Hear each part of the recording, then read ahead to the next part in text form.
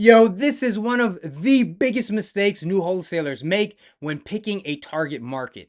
And if you're doing this, man, just stop it, like right now. So here's the faulty logic. If I work more markets, I'll do more deals. So with stars in their eyes, the cats that adopt this way of thinking, they're out here pulling lists in North Carolina and Georgia and Florida and Arizona, thinking they're going to be the Jeff Bezos of wholesaling. And this is wrong, man.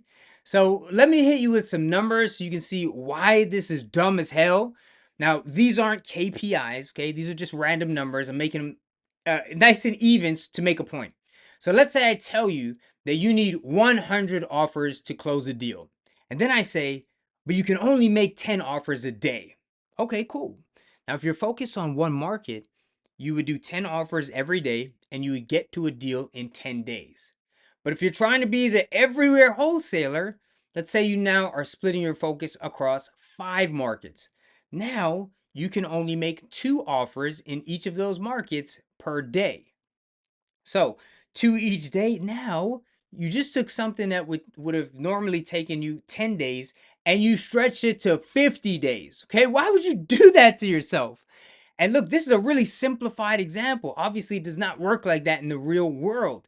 In the real world, like this takes a lot more time and a lot more money, a lot more resources. So it's even harder. That spread is a lot larger. Now, let me give you another real world example. Imagine you want to open a restaurant.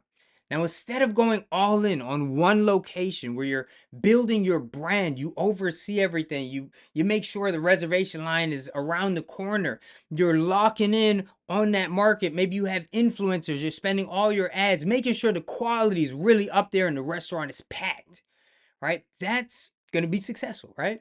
But let's say you decide, okay, wait, let me open 5 restaurants at once so I can have 5 times as much revenue, right? Especially if you're on a limited budget.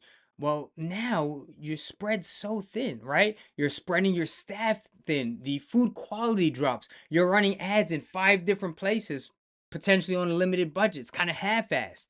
And everything collapses.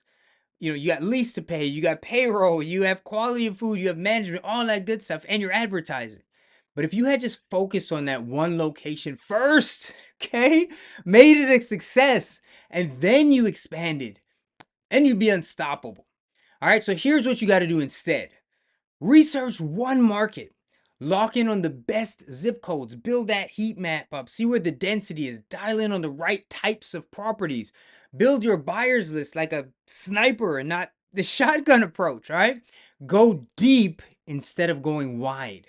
And once you master that one market and it's running smoothly, then you can start to scale. All right. Now, if you want to know exactly how to choose the right market, step by step, what metrics to look for, how to build those heat maps, what cash buyers are actually looking for, how to build an archetype, I'm giving away my entire wholesaling university for free. Teach you all of that and the entire wholesaling process. It's updated, so it's everything that's working now. It's no outdated shit in there, okay? So click the link in the description, get access now, stop making these really stupid mistakes, and let's get you paid.